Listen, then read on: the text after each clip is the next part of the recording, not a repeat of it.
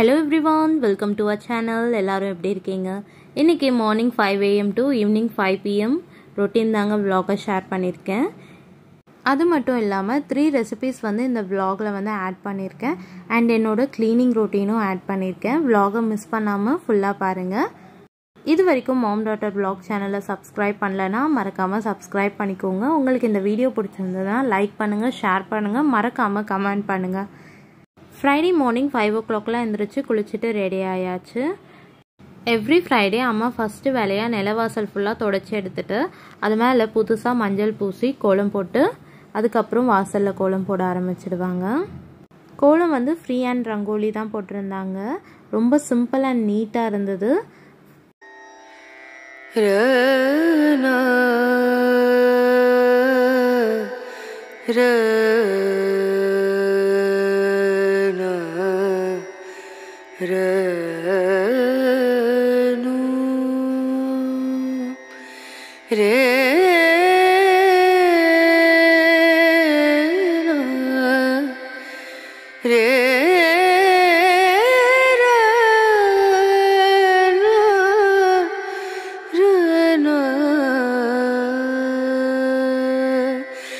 नजरिया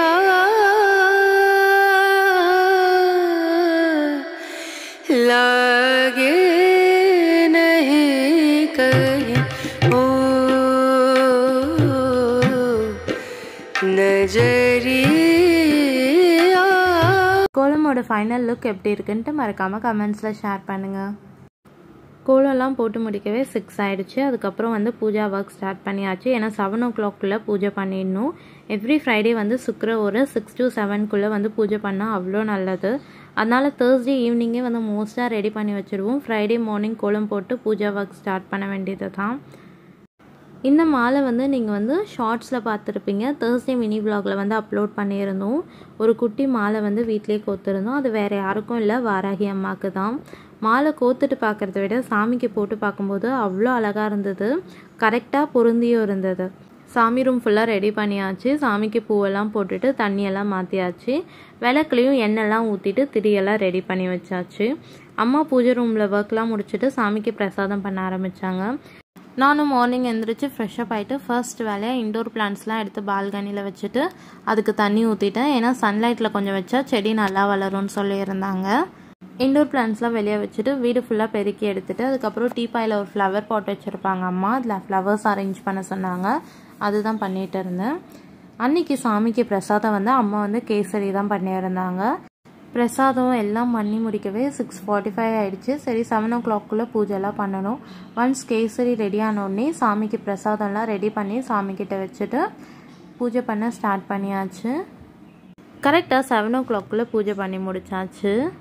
ஒரு time fix பண்ணிவிட்டு அந்த டைமுக்குள்ளே பூஜை பண்ணலன்னா ரொம்ப பரபரப்பாக இருக்கும். அந்த மாதிரி தான் இருந்தது. அன்றைக்கி மார்னிங் 6:45 ஆகிடுச்சு. 7 o'clock பூஜை பண்ணிவிடுவோமான்ட்டு இருந்தது. பட் 7 o'clock பூஜை பண்ணியாச்சு. ஃபர்ஸ்ட் வேலையாக பூஜை முடிச்சுட்டு எனக்கும் அம்மாவுக்கும் காஃபி போட்டு 2 பேருமே உட்காந்து கொஞ்சம் நேரம் காஃபி குடித்தோம். அந்நேரம் வரைக்கும் வீட்டில் யாருமே எந்திரிக்கல, நானும் அம்மா மட்டும்தான். அதனால் 2 பேருக்கு மட்டும் காஃபி போட்டுட்டு கொஞ்சம் நேரம் உட்காந்து பேசிகிட்டு இருந்தோம். காஃபி குடித்தா தான் நமக்கு ஒரு ரெஃப்ரெஷ்மெண்ட்டே கிடைக்கும். காஃபி லவர்ஸ் எல்லாராலையும் இதை ரிலேட் பண்ணிக்க முடியும்னு நினைக்கிறேன். எனி காஃபி லவர்ஸ் இந்த வீடியோ பார்க்குறீங்கன்னா மறக்காமல் கமெண்ட் பண்ணுங்கள். மார்னிங் சீக்கிரமாக எழுந்திரிச்சனால டே வந்து ரொம்ப ஸ்லோவாக போயிட்டு இருந்தது. அன்றைக்கி பிரேக்ஃபாஸ்ட்டுக்கு வந்து லெஃப்ட் ஓவர் ரைஸ் வச்சு நான் ஒரு ரெசிபி பண்ணுவேன். அதுதான் உங்களோட ஷேர் பண்ணிக்கிறேன். இது வந்து அம்மாவுக்கு ரொம்ப பிடிக்கும். எப்போ சாதம் மீந்தாலும் என்னை இந்த ரெசிபி பண்ணித்தர சொல்லுவாங்க. நம்ம சாப்பாடு எவ்வளோ மீதமாயிருக்கோ அதுக்கு தகுந்த மாதிரி பூண்டு மிளகாத்தூள் ஆட் பண்ணிக்கணும். நான் வந்து இன்றைக்கி வந்து ஒரு முழு பூண்டு அப்புறம் வந்து 1 ஸ்பூன் மிளகாத்தூள் ஆட் பண்ணி மிக்சியில் இந்த மாதிரி மசாலா அரைச்சி தனியாக எடுத்து வச்சுட்டேன். ஒரு கடாயில் கொஞ்சமாக எண்ணெய் சேர்த்து எண்ணெய் நல்லா காஞ்சதும் நம்ம அரைச்சி வச்சுருந்த மசாலா இதில் சேர்த்துக்கலாம். நல்லா மசாலா வந்து கட்டி இல்லாமல் மிக்ஸ் பண்ணி விடணும். மசாலா வந்து கருகக்கூடாது. ஸ்டவ் வந்து சிம்மில் வச்சுடுங்க. ஒன்ஸ் மசாலா வாசனை போன உடனே நம்ம மீதமான சாதம் வந்து இதில் சேர்த்துக்கலாம். சாதம் சேர்த்துட்டு நல்லா மிக்ஸ் பண்ணி விட்டுக்கோங்க. இதை நம்ம மிக்ஸ் பண்ணும்போதே அவ்வளோ வாசனையாக இருக்கும். எங்கள் வீட்டில் எப்போ சாதம் மீந்தாலும் நாங்கள் இந்த சாப்பாடு தான் பண்ணி சாப்பிடுவோம். அவ்வளோ டேஸ்ட்டாக இருக்கும். ஒரு லெஃப்ட் ஓவர் ரைஸில் பண்ண ரெசிபி மாதிரியே இருக்காது. ஒன்ஸ் நீங்கள் இதை ட்ரை பண்ணி பார்த்துட்டிங்கன்னா எப்போ வீட்டில் சாதம் இருந்தாலும் இந்த சாதம் தான் பண்ணி சாப்பிடுவீங்க. அண்ட் அன்றைக்கி மார்னிங் பிரேக்ஃபாஸ்ட்டுக்கு எனக்கும் அம்மாவுக்கும் கார்லிக் ரைஸ் தான் பண்ணிக்கிட்டோம். தம்பிக்கும் ஹஸ்பண்ட்க்கும் வந்து தோசை சுட்டு கொடுத்தாச்சு. இனிமேல் சாதம் மிகுந்துச்சுன்னா டென்ஷன் வேணாம், சட்டுன்னு ஒரு கார்லிக் ரைஸ் பண்ணி சாப்பிடலாம். நீங்கள் சாதம் மிகுந்துச்சுன்னா எந்த மாதிரி ரெசிபி ட்ரை பண்ணுவீங்கன்ட்டு மறக்காமல் கமெண்ட்ஸில் ஷேர் பண்ணுங்கள். பிரேக்ஃபாஸ்ட் சாப்பிட்டுட்டு பெட்ரூம்லாம் கொஞ்சம் மெஸ்ஸியாக இருந்தது, அதெல்லாம் க்ளீன் பண்ணி எடுத்து வச்சிடலான்னு சொல்லிட்டு பெட்ரூம்லாம் க்ளீன் பண்ணிகிட்டு இருந்தேன். ஹஸ்பண்ட் தம்பியெல்லாம் ஆஃபீஸ் கிளம்பிட்டாங்க. இப்போ நம்ம க்ளீன் பண்ணி வச்சோன்னா ஈவினிங் வரைக்கும் வீடு க்ளீனாகவே இருக்கும். ஃபர்ஸ்ட்டு பெட் ஸ்ப்ரெட்லாம் நல்லா வந்து உதறிட்டு அது வந்து நீட்டாக வந்து செட் பண்ணியாச்சு. பெட் ஸ்ப்ரெட் வந்து நம்ம வந்து டைட்டாக வந்து செட் பண்ணிட்டோம்னா நமக்கு அவ்வளோ சீக்கிரம் வந்து கலையாது. அதனால் முடிஞ்ச அளவுக்கு டைட்டாக வந்து இன்சர்ட் பண்ணிவிடுங்க. நான் எப்போவுமே பெட்ஷீட் வந்து பில்லோவுக்கு கீழே தான் வைப்பேன், ஏன்னா வந்து டக்குன்னு ரூம் வந்து மெஸ்ஸி ஆகாது. அதனால எப்போவுமே வந்து பெட்ஷீட் வச்சுட்டு அது மேலே தான் வந்து பில்லோஸ் அரேஞ்ச் பண்ணுவேன். நம்ம என்ன தான் வளர்ந்தாலும் நம்மளுக்குள்ளே இருக்க இன்னர் சைல்டு மாறவே மாறாது. அதுக்கேற்ற மாதிரி தான் இந்த பொம்மை வந்து நான் ஆஃப்டர் மேரேஜ் தான் வாங்கியிருந்தேன். ஒரு 6 months பிஃபோர் அடம் பண்ணி வாங்கினேன் எனக்கு இந்த 2 பொம்மையும் வேணும்னுட்டு. பெட்ரூம் க்ளீன் பண்ணிவிட்டு இப்படி நின்று பார்க்கவே செம்ம சாட்டிஸ்ஃபேக்ஷனாக இருந்தது. பெட்ரூம்லாம் க்ளீன் பண்ணிவிட்டு அதுக்கப்புறம் வந்து ஹால் வந்து டஸ்டிங் பண்ண ஆரம்பித்தேன். என்ன தான் நம்ம பார்க்க டஸ்ட்டே இல்லாத மாதிரி இருந்தாலும் ரொம்ப உத்து பார்த்தா டஸ்ட்டு தெரியும். அதனால வந்து டெய்லி வந்து டஸ்டிங் பண்ணிவிடுவேன். ஏன்னா பால்கனி விண்டோஸ்லாம் எப்போவுமே திறந்து தான் வைப்போம், வீடு வெளிச்சமாக இருக்கணுன்றனால. அதனால் கண்டிப்பாக வந்து டஸ்ட்டு ஃபார்ம் ஆகும். இதெல்லாம் டெய்லி வந்து டஸ்டிங் பண்ணிட்டா நமக்கு வந்து அந்த அளவுக்கு வந்து வீக்லி ஒன்ஸ் க்ளீன் பண்ணும்போது வேலை அதிகமாக தெரியாது. என்ன தான் நம்ம சோஃபா கவர் அரேஞ்ச் பண்ணி வச்சாலும் டெய்லி 4 to 5 தடவையாவது இது கலைஞ்சிடும். சோஃபா கவர் எடுத்துகிட்டு ஒரு வாட்டி டஸ்டிங் பண்ணிவிட்டு திருப்பி அதே மாதிரி செட் பண்ணிட்டேன். இந்த 2 பில்லோவுமே வந்து அம்மா கஸ்டமைஸ் பண்ணி எங்களுக்காக வாங்கினது தான். ஒன்று வந்து தம்பி பர்த்டேக்கு, ஒன்று வந்து என் பர்த்டேக்கு கொடுத்துருந்தாங்க. டேடியும் நாங்களும் இருக்க மாதிரி ஃபோட்டோ இருக்கும். ஹால் ஒரு சைட் ஃபுல்லாக க்ளீன் பண்ணியாச்சு. இந்த சைடு இருக்க சோஃபா ஃபுல்லாக டஸ்டிங் பண்ணிவிட்டு ஃபிஷ் டேங்க் மேலே இருக்க டஸ்ட்டெல்லாம் ஃபுல்லாக தொடச்சி எடுத்தாச்சு. சோஃபா ஃபுல்லாக டஸ்டிங் பண்ணி முடிச்ச உடனே அதுக்கப்புறம் அந்த சைடு மட்டும் பெருக்கிட்டு டீப்பாய் எடுத்துகிட்டு வந்து சென்டராக வச்சாச்சு. மார்னிங் வந்து இண்டோர் பிளான்ஸ்லாம் எடுத்துகிட்டு போய் வெளியே வச்சுருந்தேன் சன்லைட்காக. இப்போ ஆஃப்டர்நூன் ஆகிடுச்சு, வீடெல்லாம் க்ளீன் பண்ணி பெருக்கி எடுத்தாச்சு. சரி, அதனால திருப்பி எடுத்துகிட்டு வந்து அந்தந்த இடத்துலையே செட் பண்ணியாச்சு. இந்த ஸ்டாண்ட் வந்து மீஷோவில் தான் வாங்கியிருந்தோம், ஃப்ளவர் பாட்காகவே வாங்கியிருந்தோம். சுற்றி வந்து ஃப்ளவர் பாட் வச்சுட்டு இந்த ஒரே ஒரு ஃபிஷ் டேங்க் மட்டும் வச்சுருந்தேன். இந்த ஃபிஷ் டேங்க்கில் வந்து ஒரே ஒரு ஃபைட்டர் மட்டும் விட்டுருக்கோம். எல்லாமே அரேஞ்ச் பண்ணியாச்சு. இந்த ஸ்டாண்டுக்கு ஆப்போசிட்லேயே பால்கனி இருக்கும். இங்கே மட்டும் பிளான்ஸ் வைக்காமல் பால்கனிலையும் கொஞ்சம் வந்து ஆர்கனைஸ் பண்ணி வச்சுருக்கோம். இந்த ஃப்ளவர் பாட்ஸ் கூட மீஷோவில் தான் வாங்கியிருந்தோம். இங்கே வந்து ஒரு மணி பிளான்ட், அப்புறம் வந்து இது வந்து பன்னீர் ரோஸ். இதுவும் வந்து ஒரு ஷார்ட்ஸில் உங்ககிட்ட ஷேர் பண்ணியிருப்பேன். ஒரு பன்னீர் ரோஸ் அழகாக பூத்திருந்தது. அதுக்கப்புறம் வந்து ஃபுல்லாகவே பட்டன் ரோஸ் தான் வாங்கி வச்சுருந்தோம். 3 பட்டன் ரோஸ் செடி வாங்கி வச்சுருக்கோம். டெய்லி வந்து ஒரு 4லேருந்து 5 பூவாவது எங்களுக்கு இதில் பூத்துடுது. அதுக்கப்புறம் வந்து ஒரு ஒயிட் ரோஸ் வந்து அம்மா வாங்கி வச்சுருக்காங்க. இப்போது ஒயிட் ரோஸில் வந்து 2 பூ பூத்துருக்கு. பார்க்கவே ரொம்ப அழகாக இருந்தது. இன்னும் கொஞ்சம் பூக்கணும், ஒரு 2 to 3 days ஆகும். எனக்கு எங்கள் வீட்லேயே ரொம்ப பிடிச்ச இடம் வந்து பால்கனி தான். பால்கனிக்கு வந்து நின்னாலே சுற்றி தென்னை மரம் தான் இருக்கும், பார்க்க அவ்வளோ அழகாக இருக்கும். உங்களுக்கு இந்த வியூ பிடிச்சிருந்ததுன்னா மறக்காமல் கமெண்ட்ஸில் சொல்லுங்கள். வீடு ஃபுல்லாக க்ளீன் பண்ணியாச்சு, க்ளீனிங் ஒர்க் முடிஞ்சிடுச்சு. ஆஃப்டர்நூன் லஞ்சுக்கு அம்மா வந்து வாங்கி பாத் தான் பண்ணியிருந்தாங்க. வாங்கி பாத் பண்ணுறதுக்கு ஃபர்ஸ்ட் 1 ஸ்பூன் தனியா, 1 ஸ்பூன் வெள்ளெள்ளு, 1 ஸ்பூன் கடலைப்பருப்பு, 1 ஸ்பூன் உளுந்து, இது எல்லாமே வந்து நல்லா பொன்னிறமாக வறுத்து தனியாக எடுத்து வச்சுக்கோங்க. அதே கடாயில் இப்போ வந்து 5 வரமிளகா, 3 காஷ்மீரி மிளகா சேர்த்து அதே மாதிரி ட்ரை ரோஸ்ட் பண்ணி எடுத்து வச்சுக்கோங்க. இப்போ இது எல்லாமே நல்லா ஆற வச்சு ஒரு மிக்ஸி ஜாரில் சேர்த்து அரைச்சி அந்த மசாலாவை தனியாக எடுத்து வச்சுக்கலாம். இந்த மாதிரி பவுடராக அரைச்சி எடுத்து வச்சுக்கோங்க.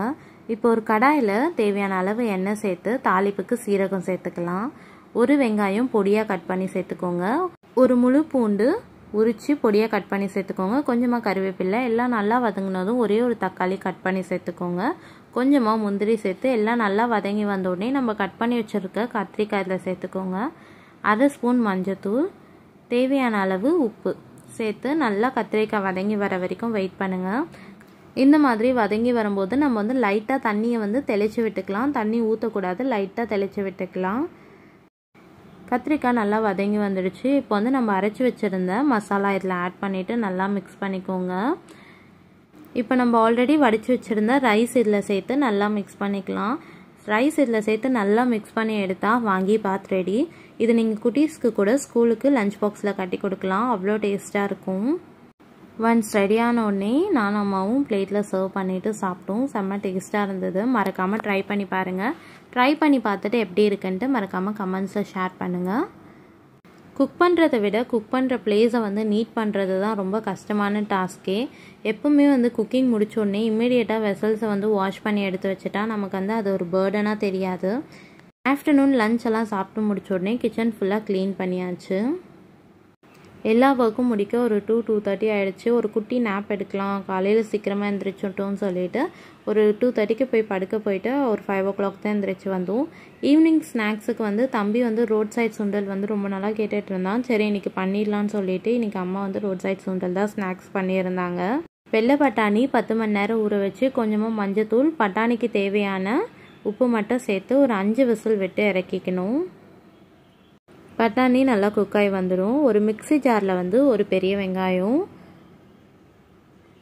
ஒரு தக்காளி, 4 பச்சை மிளகாய், ஒரு 10 பல் பூண்டு, ஒரு துண்டு இஞ்சி கட் பண்ணி சேர்த்துக்கோங்க. கொஞ்சமாக கொத்தமல்லி சேர்த்து நல்லா அரைச்சி எடுத்துக்கோங்க.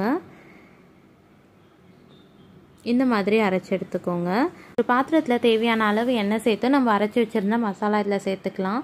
மசாலா பச்சை வாசனை போனோடனே 1 ஸ்பூன் குழம்பு மிளகாத்தூள், 1/2 ஸ்பூன் கரம் மசாலா, தேவையான அளவு உப்பு வந்து பார்த்து சேர்த்துக்கணும். ஏன்னா பட்டாணிலையும் கொஞ்சம் உப்பு சேர்த்துருக்கோம். எல்லாம் பச்சை வாசனை போய் கொதித்து வந்த உடனே நம்ம வேக வச்சுருந்த பட்டாணி இதில் சேர்த்து கொத்தமல்லி தூவி இறக்கினா ரோட் சைட் சுண்டல் ரெடி. உண்மையாகவே ரொம்ப டேஸ்ட்டாக வந்திருந்தது. ஃபைனலாக வந்து சாப் பண்ண ஆனியன் இது மேலே சேர்த்து சாப்பிடும்போது அவ்வளோ டேஸ்ட்டாக இருந்தது. ஸ்நாக்ஸ் பண்ணிவிட்டு நானும் அம்மாவும் வந்து குக் வித் கோமாளி கொஞ்சம் பேலன்ஸ் ஷோவெல்லாம் இருந்தது, அது எல்லாமே பார்த்துட்டு இருந்தோம். ஐ ஹோப் இந்த வீடியோ உங்களுக்கு பிடிச்சிருக்கும் அண்ட் யூஸ்ஃபுல்லாக இருக்கும்னு நினைக்கிறேன். மறக்காமல் மாம் டாட்டர் vlog சேனலுக்கு சப்ஸ்கிரைப் பண்ணிக்கோங்க. அண்ட் தேங்க்யூ ஃபார் வாட்சிங் திஸ் வீடியோ.